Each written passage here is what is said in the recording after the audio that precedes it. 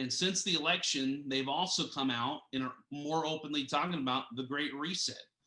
And, John Kerry, who was just at, this global summit, this economic summit, he said that the Biden administration was going to be on board with what they're calling the Great Reset movement. Well, I have news for you. The Great Reset movement's been happening all year long. Okay, it's been happening for a while. Okay, and the coronavirus is a part of it. Them stealing the election is another part of it. And saints, once again, we're coming back to this question: is it time for martial law? I believe it is. Because, if it's not time for martial law now? At what point? Yes. When would it ever be appropriate? Yes. We've got business after business after business shut down, people unemployed. It just makes sense. Right now, it's just a narrative battle. It's just enough people summoning the moral courage to do it, to do what has to be done in the face of this huge, propaganda network, which is, it's not just the Democratic Party, but it's this huge propaganda network that's constantly flooding the airwaves, trying to make you think that you didn't see what you didn't see, the election stolen. It's all been debunked. You didn't see a lady pull out packages of ballots and scan them after they had told the Republicans to go home. You didn't see that. We're honestly being told that we didn't see what we just saw with our own eyes.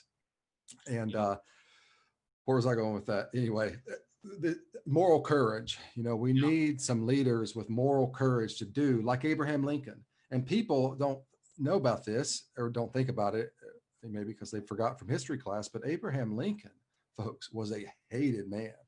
He was a hated man in America for quite some time. He was extremely divisive. He suspended the Constitution, and people are saying, well, we can't do that, Stephen. We can't suspend the Constitution because if we do that, then we're just as bad as them. But you know what? This has been one of the brilliant things about Trump, Eric, is he's been willing to do what was necessary to really give the American people, a fighting chance.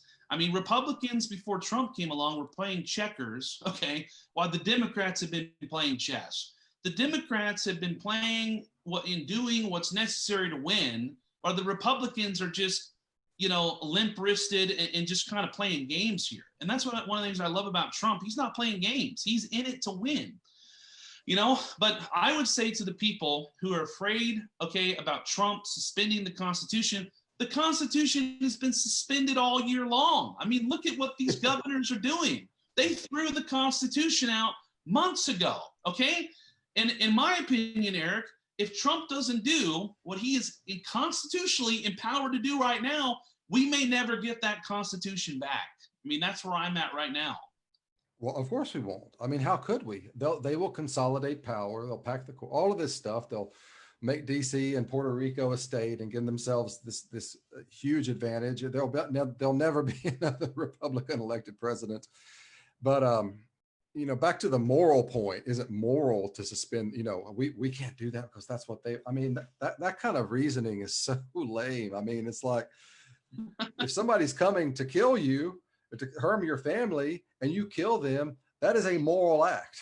There's nothing immoral about that. But Republicans, they always say this stuff like, well, if we do it to them, they'll do it to us. They're going to do it to you anyway. They're going to do it to you anyway. They're going to take, they don't care about anything but power. And at the end of the day, it's not even about the Constitution. It's just about who has the power. Yes. So we need, I'm praying, if this is your will, empower, give Trump the moral courage to do what has to be done, because that, we're at the place now where if he doesn't, it's over.